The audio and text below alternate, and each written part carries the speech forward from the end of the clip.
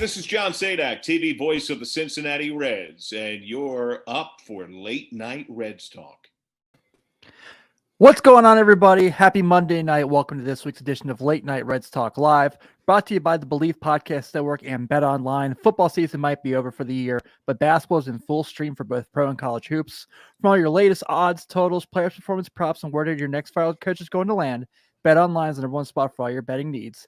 Head over to our website or use your mobile devices to sign up today and receive your 50% welcome bonus on your first deposit.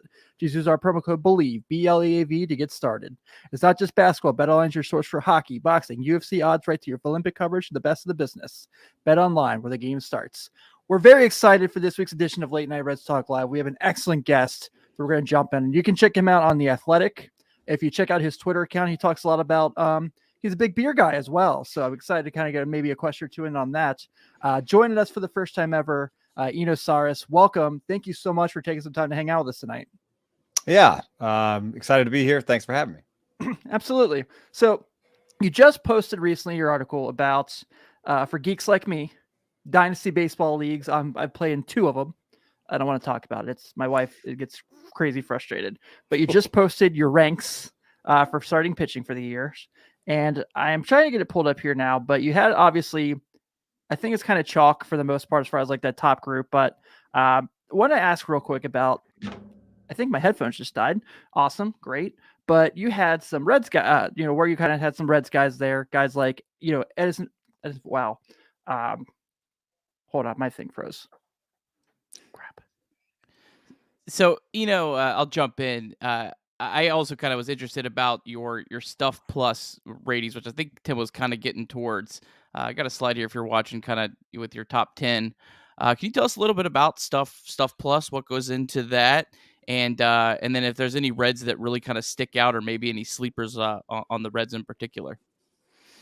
Yeah, Stuff Plus, I have a model called Pitching Plus, and inside Pitching Plus are Stuff Plus and Location Plus. And what we're just trying to do is look at every pitch without the results, take the results away and look at the quality of the stuff, which is the physical properties of the pitch, the spin, the movement, the velocity, and then location, how good the location was at the plate. So, it's really, really powerful when it comes to relievers. It's also powerful for pitchers in small samples. It tells you a lot about a pitcher in a short time. 400 pitches is enough for this model to sort of come online and tell you a lot about what's going on. If you think about it, that's 4 starts. And even if they didn't have four great starts, this model, if it likes their stuff, will tell you that they have good stuff. So, that's the sort of basic underpinning. I like a couple of Reds guys. It's a little bit about opportunity. I don't know if they are going to actually trade Sonny Gray or Luis Castillo as the rumors have suggested. But I see at least an opportunity for at least one young pitcher at the back end of the rotation, even without a trade. And Reiver Sanmartin and Vlad Gutierrez. I like Sanmartin better. I think his stuff is better. He's got a really interesting slot, but he stays on top of his slider despite having like a kind of a out there kind of sidearmy slot. So he has good depth on his breaking pitches, even though he's a lot of times when you're out there in the sidearm slot, all your pitches kind of move left to right. But he does a good job staying on top of it, and has good breaking balls. And I also saw good command. And I think there's a little bit of love here for the outgoing Kyle Bodie, because at least when I saw Vlad Gutierrez and Reiver Sanmartin come up to the big leagues last year, they came up with at least 100 pitches. They came up ready to pitch a whole game. You see other teams debut guys and they can only go 60 in their first starts because they've been doing 60 or 80 in the minors. So Bodie, these guys were well prepared when they came up. They were able to go 100 pitches and they had good game plans, I thought, and they did pretty reasonably well. I don't think either has the upside of like Hunter Green or, Nick Lodolo. But I do think that getting guys to be cromulent, to be like decent is a skill too. And I think that Sanmartin to me looks like a decent pitcher. I was at his major league debut when they pitched against the Pirates that random Monday afternoon. And I had pretty decent seats. I was blown away.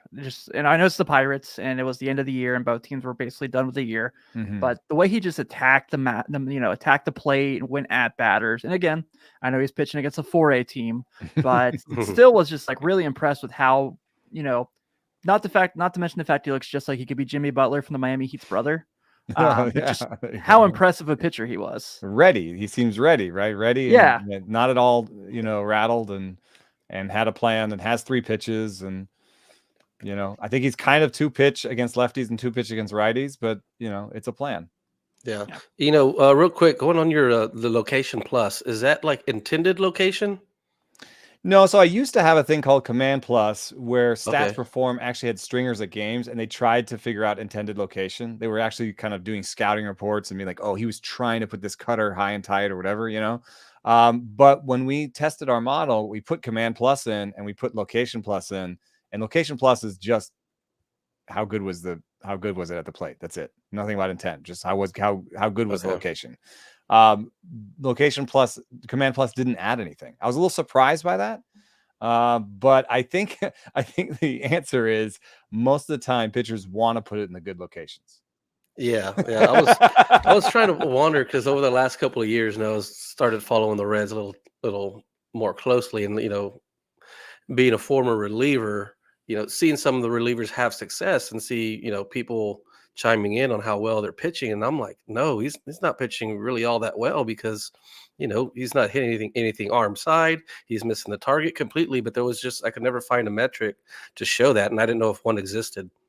Yeah, Command Plus is interesting like that, and I really like the idea of it because I agree with you. I think pitchers have an intent. Sometimes they mean to put the breaking ball in the dirt, right? Right. And so that might not look good by Location Plus, but sometimes they mean to do those sort of things. Also, there are hitters that have surprising holes, like sort of middle up, that might look like a bad location to some, and it might be a good location to some other hitters. So I agree with you on that, but I was surprised the model didn't really capture that. So. And here's an interesting thing that we found, and I'd love to I'd love to hear your thoughts. This is something that pisses people off when I tell it to them sometimes, so please don't get mad at me. They did some research where they did try to do intended targets, and they found that pitchers miss their targets on average by 10 to 13 inches. Whoa. I mean, Wow. yeah. I mean, that's to me. I'm like, that's not that big. Yeah, is that not bad? Yeah, That's okay, not that good. bad. No, yeah, because I think that fans think that like pitchers can just like put it on the tee, No, I mean maybe the guys that are going to end up being in Cooperstown, Right. they can do that, but Yeah, the guys that are Corbin just cracking it in, like I was going for thirds. Yeah. Really with the way that my ball would move either way, I was like just on third, just third of the plate, and, Yeah. and talking to Greg Maddux, that's the way that he pitched as well, because he said his ball moved so much either way, and that's how he would pitch was, maybe not to third, but more of like a quarter of the plate, and he got to get away with a lot more stuff than most. Yeah, I think that's something that people don't understand is that Maddux had great stuff, and it's also not stuff is not just velo. Like Maddox's pitch is bent. Like he had a lot of movement on those pitches. So I think that people think he's just command, and I think he had some pretty good stuff. I mean, he was sitting 93, 92. He had a lot of movement on those pitches, but. The other thing is, there are teams that are now like thinking about the plate in halves. Like if you look at Tyler Glass now, the Rays are giving him one target, the same target every pitch. I didn't even notice that. So they basically say, we're going to give you this high fastball target, right? And you're either going to throw a high fastball to the target, or you're going to use that target to drop your breaking ball off of it. And that's it. And we're just going to make it super simple for you. Yeah. I mean, a lot of the times the target is meaningless. Either they set up super late, with a runner on, or, the pitcher, myself, like, they call him the slider. There was a right-handed batter. I'm like thinking, okay, my release point is his armpit, because that's where I want this ball to go. It wasn't like, hone in. I want him to make my slider land right in that catcher's mitt. No, it wasn't that. Yeah, that's what Kluber said too. He looked at the beginning of the break. I was a little surprised by that. I thought you might want to look at the end of it, but that makes sense. So you mentioned Nick Lodolo a bit when you're talking about you didn't feel obviously like many of us at San Martin, or Vlad Gutierrez had the upside of Lodolo or Green. Obviously, there's been some strange controversies with his upside and projections this offseason where one of your colleagues said they didn't have him in their top prospect list or even on their next in line. What do you kind of, when you watch like your kind of, what it would be kind of your scouting prospect of a Nick Lodolo, what you could see from him as far as being a major league pitcher? Yeah, it's really hard for me to scout because one of the things that is hard for me is like seeing ride on a four seam. It's kind of like it's a lot easier to see in the numbers. Like you can give me a TrackMan readout and I can understand, how much ride a guy has, but watching it I can almost have to watch hitter reactions and stuff. It's not super easy to see the difference between a straight boring fastball and a straight fastball with jump, with ride. And you kind of see it in the hitters and the whiffs and stuff. But when I watch Lodolo, I see good stuff. And also I've heard that a lot of what happened last year was due to blisters. So he had the blisters that caused him to shut down. And then he really wanted to pitch in the Futures game. So he started back up again. And then the shoulder thing happened. So, I think that some people are just reacting a lot to the injury and are just saying shoulder injury, he's off my list. That's I don't want to speak for anybody, but I could see someone sort of thinking that way. But when I heard about the blisters, I was like, man, this could just be a team being super cautious with a young guy who had a little start and stop last year where he was not pitching and then he was pitching. And, like he could come out this year and blow the doors off the hinges. And that's the kind of upside I think he has. So I'd be careful about overreacting to these type of injuries early in a career. Sure. Yeah, it makes a lot of sense. Speaking of injuries, you do a projected IL days, right? That's something that you're working on. Can you tell us a little bit Jeff about Zimmerman. that? And is Mike Moustakas going to be healthy this year? Oh, we didn't do it for hitters. Any other Oh, you got a crystal ball. It's bad work. It's tough work. I wouldn't say that it's on the level of just like projecting players. It's a guess, but the way that we do it is we just have comps. So if you have a certain injury, we try to find 20 comps. So for all these starters, if they had a triceps injury, we find 20 other pitchers that had triceps injuries and tried to also match it to how hard they threw. So just basically saying, okay, here's a guy who puts a lot of stress on his arm, throws 96 and had a triceps injury last year. What are other pitchers like that and how long did they miss the next year? And so it's guesswork. It's just comparing players to players, but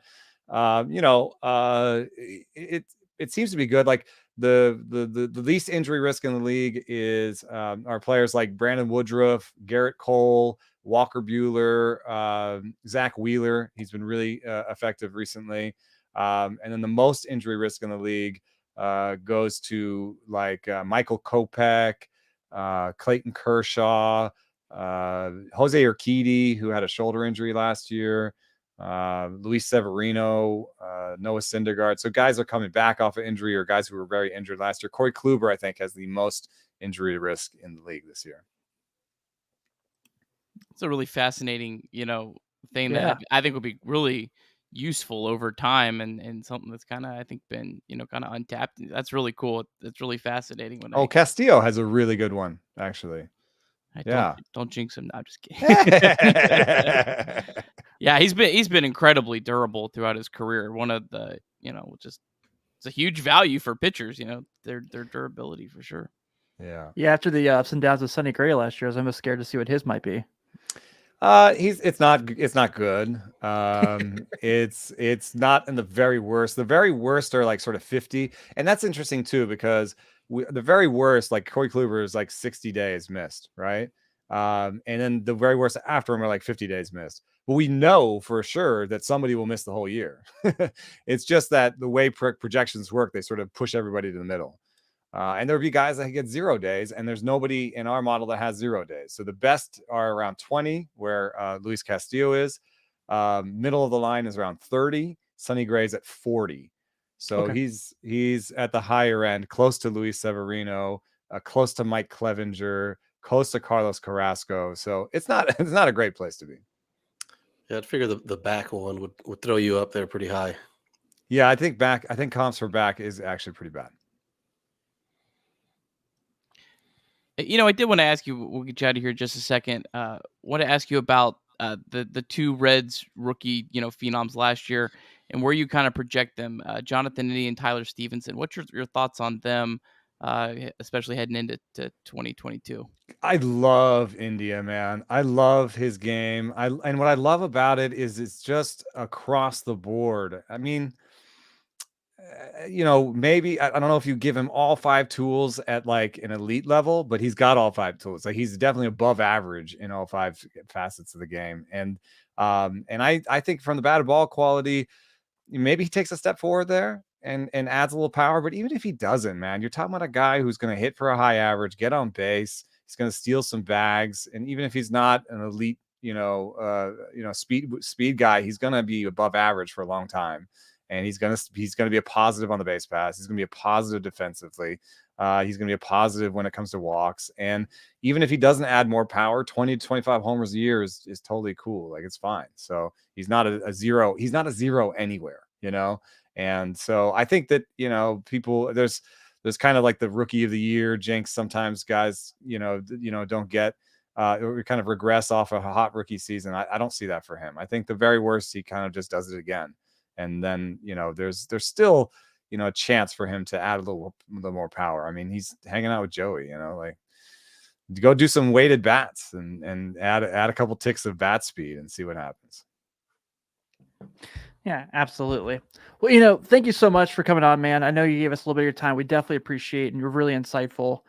Before we get out of here, we like to give our guests a little bit of a minute where they can kind of shout out their social medias, their podcast, anything you want to shout out.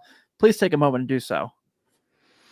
I've got those ranks up. I got some deep sleepers. That's where I had San Martin on there in fantasy for the deep sleepers. I got a piece up right now about closers who aren't closers yet, but who will be soon. And a little piece about biomechanics of the future of baseball there. So you can find me at The Athletic. I don't know what the current deal is, but they usually have good deals. And then if you just want to try me out for a little bit for free, I got my Rates and Barrels podcast and the 3-0 show with Britt Giroli. So a couple different ways you can hear me for free and make your mind up over a longer term. So thanks for having me on, guys. And it's always fun to talk to a pitcher, and I love pitchers and talk some Reds. Appreciate it. Thanks, Eno. Thanks, Eno.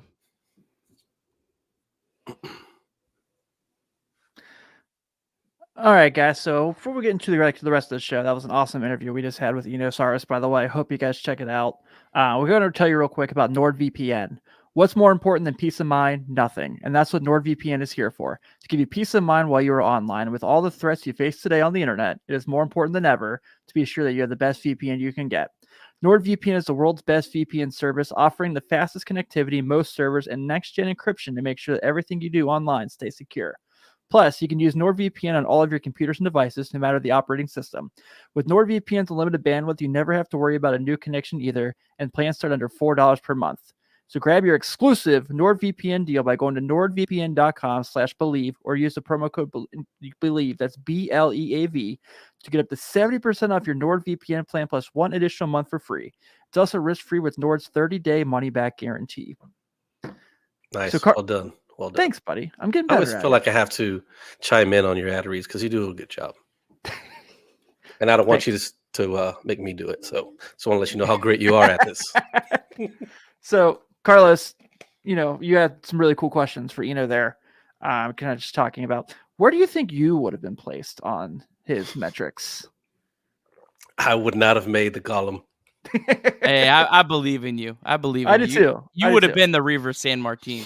For sure. But then my thing would have been my injury thing because I'm damn growing. I pull my growing every year, so I'd probably be in a 45. A Sunny Gray 40 special. Oh man. Well, no, so that good was to cool. Like I was whenever he started talking about that Control Plus and Location Plus, Cool I was stuff, like, oh yeah. shit, is this that I've been looking for? But Better it would be so hard to be able to find that.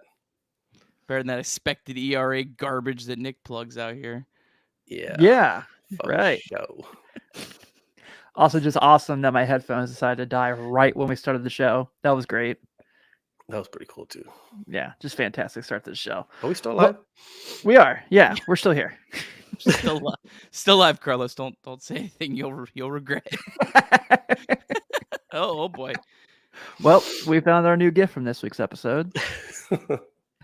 So, first off, obviously, we talked last week. We had Jeff and Steve on and had an awesome show talking about just spring training and everything.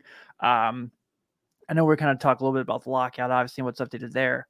But I wanted to ask you guys, because we've been talking for a few weeks now about Ellie De La Cruz. Did you guys see that video Charlie posted of him taking BP? I saw a couple hacks, yeah. Holy crap. That was impressive. Looks really tall. He does look really tall. It's hard not to get excited about him, man. It is. He feels like that legit lottery ticket, that can just, completely change organization, like Jonathan India did. Mm-hmm. We had no idea, this time last year, we didn't even expect him to make the opening day roster, and now is he the face of the franchise? I close. He's right there. So it's wild how quickly things can change. But yeah, definitely very excited about De La Cruz. I remember so well, Nick, when we started the show last year on Locker Room, you and I sitting there talking about he might make the opening day roster being India, and they might send him down for a little bit just because of control time. And then it was the middle of April, and we're like, nope, no, he's here. He's going to stay. It's look, like you said, look where we're at now with him. Yeah, you really never know what a dude's going to do until you bring him up and see what happens. It's wild. So, yeah. So, we got lockout updates? No, I don't know. Did the lockout end in the 20 minutes we were on here? Nope. No? Nope. Oh, wrong slide. Sorry. Still going strong. Looks like. Hey, does this mean MLB The Show's going to be delayed, Tim? I don't think so, because they did their gameplay trailer release yesterday. So what they'll probably do is what 2K did during the bubble season was they put out those rosters still, because the NBA Finals that year was in around Halloween when the NBA normally starts. And they just did a big patch in December after free agency was done, where they just updated all the rosters. So I assume it's going to be something like that. Well, I just figured because of the likeness from it that I don't know what the legal loophole is they have there, because if you're watching the trailers, it's Shohei Ohtani's in an Angels jersey. You know what I mean? They showed the other day that to show his last name. Yeah. The gameplay trailer that came out yesterday, they showed Joey's video game version of himself scooping a ball in at first base, and it said Votto had the high socks and he was in a Reds jersey. So I guess they must have some sort of I don't necessarily know a loophole by any means. If someone is listening and knows how that works, you're welcome to tell us.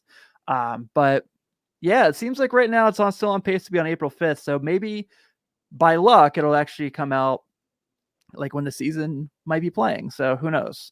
But yes, we've got these updates here where deal's not close, but not impossible. We've got a couple notifications here. A 14-team extended postseason, and then a 12-team. So I don't know, guys. I'll get your thoughts on this. So, look, as someone who watches a lot of other sports, I almost am worried about this because, don't get me wrong. I understand that in this current playoff format, the Reds make the playoffs last year. And that's great. That's awesome. Obviously, I'm all for my team making it. We had, obviously, the COVID-shortened season. The Reds make the playoffs with the expanded postseason. But sometimes I really don't love the idea of extended playoffs, just because quality of opponents, right now the NBA is this play-in tournament.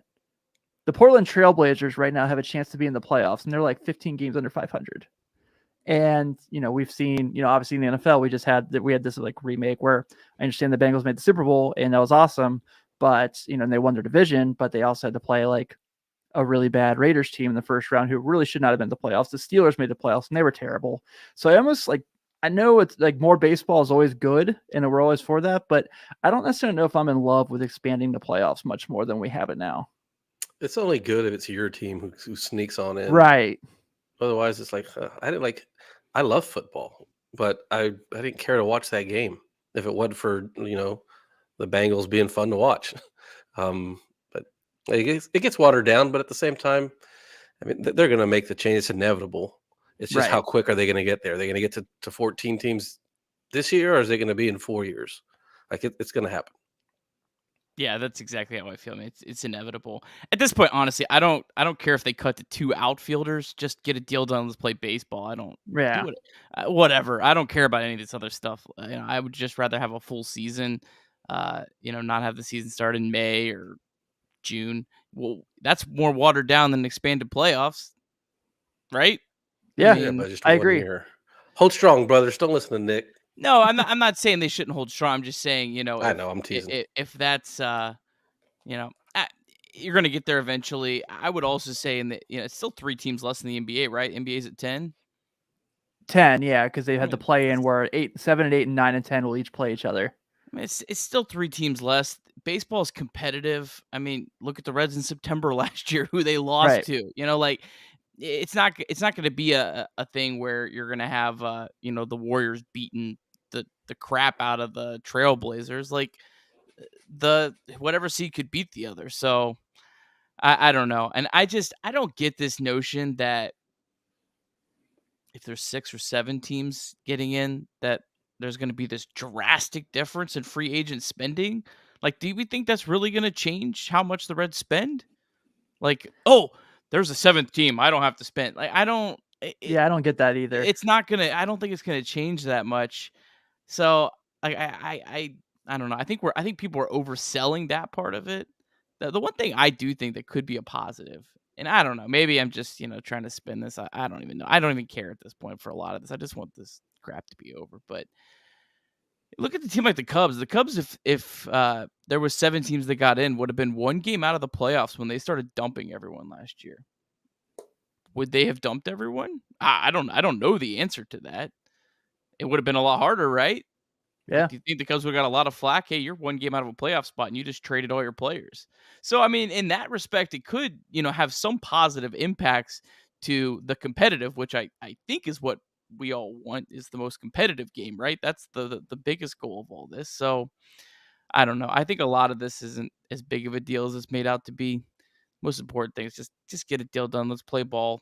If we have games canceled, it's bad for everyone, and it is. It's it's gonna put a stain on the season. It's gonna put a stain on baseball, and the thing that scares me the most is this is gonna happen again in 5 or 6 years. It's not gonna end. So I don't know. They got to figure out a way to make this work. Yeah, I agree. I mean, I really do. I mean, you got to think about like when we went through this in '94.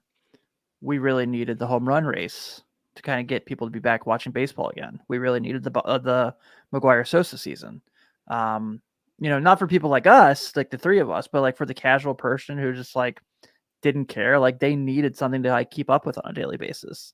And it's a totally different game now. So like if we go into the situation again, I'm not saying this is very likely, but in a pitcher era game, I don't think people are like going to be rushing back to watching games who aren't like us to like watch, Max Scherzer throw a 2-1 shutout, like a 2-1 8-inning game for the Mets. I don't think we're gonna have that excitement again for just like kind of casual sports watcher. So I do kind of worry about that too, especially if we do get into a situation where we don't have much of a season or very, we do miss 18, 19 games or so, just something like that. Like it's definitely nerve wracking.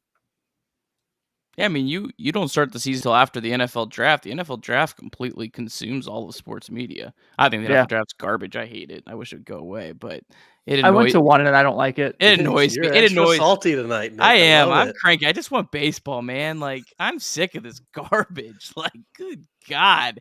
Like we just had this 2 years ago where we had a 60 game and the players season. got screwed. No, I'm not saying anyone's right or wrong or whatnot. It's annoying, and I feel like I'm allowed to be annoyed that, baseball's not going on right now. Like, that's the reason I spend $200 a year on the stupid MLB package. It's just, I don't know. It's frustrating. And I see a lot of people like just, oh, the expanded playoffs are worth missing a month over. What?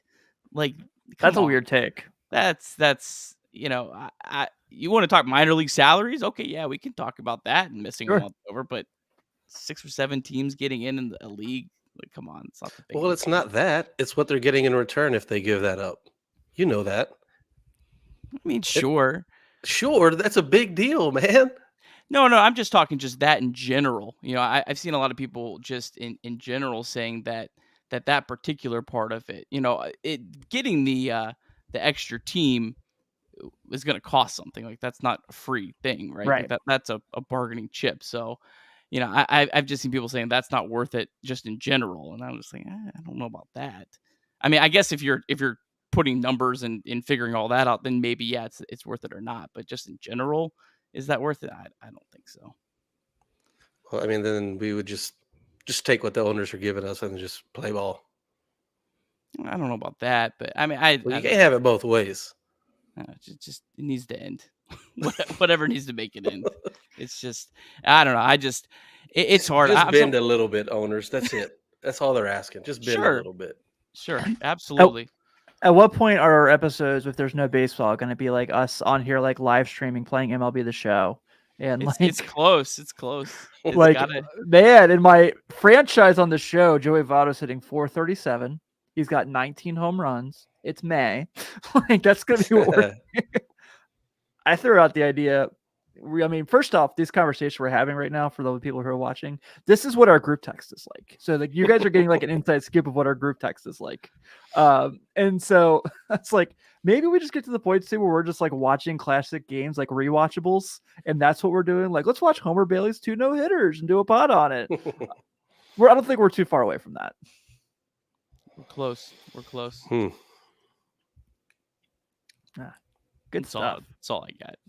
I'm good. Yeah, same here.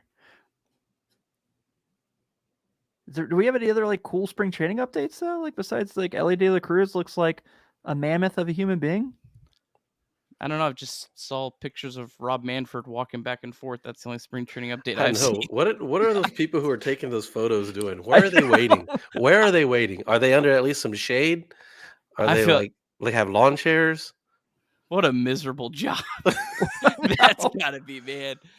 Oh, I think that's somebody. Oh no, that's just the custodian.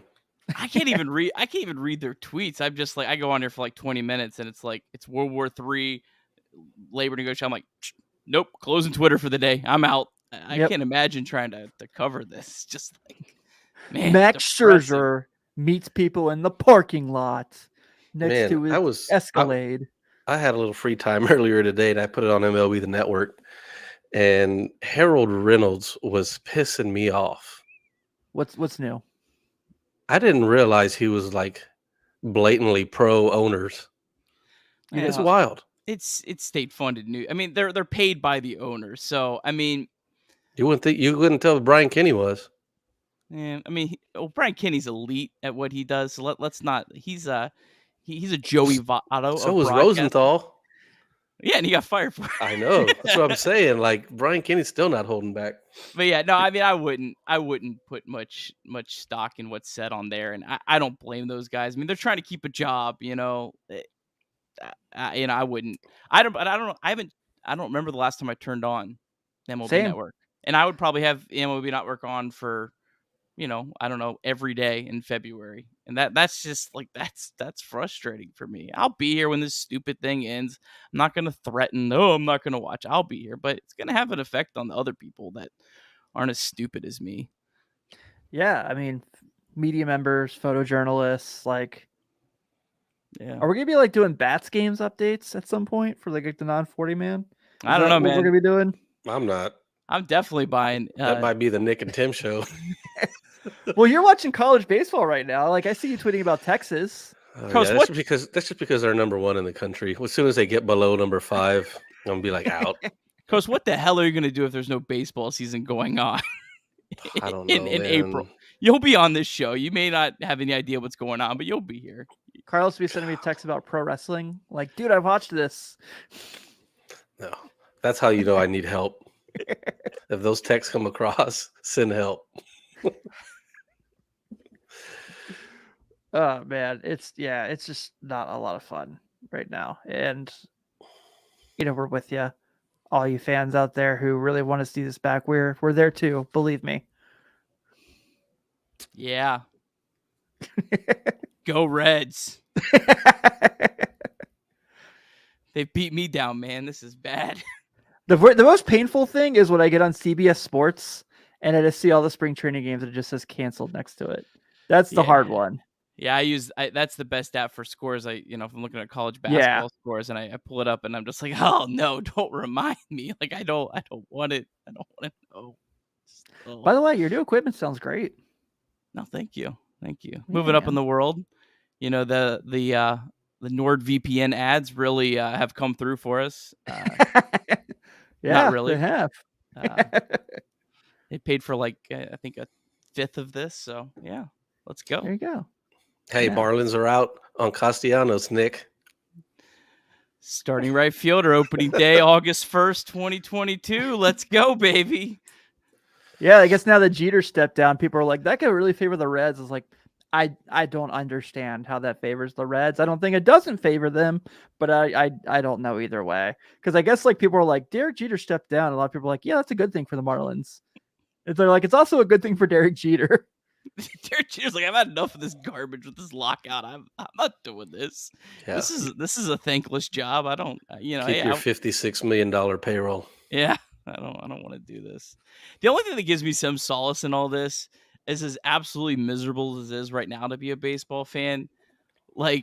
Whatever this does get agreed upon, it's going to be the two most incredible weeks of free agency and moves happening everywhere. It's going to be NBA free agency. Basically. I mean, we're going to go from the bottom of the dumps miserable to just ecstatic and, You're going to have a live document.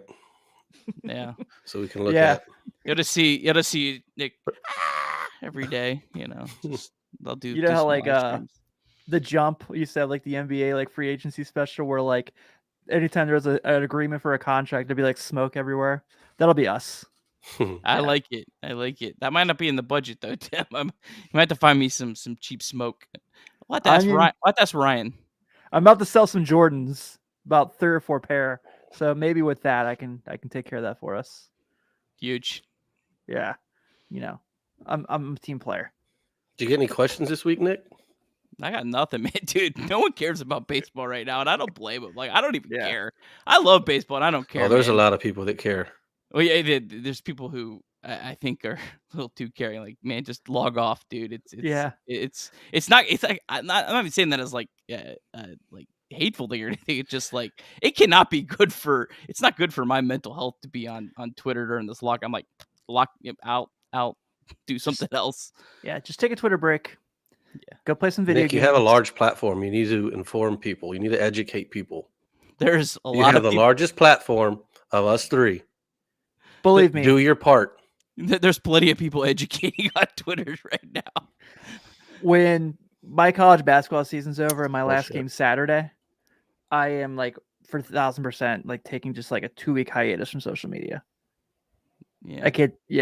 I just need I love everybody. I love interacting with people, but I need it. Yeah.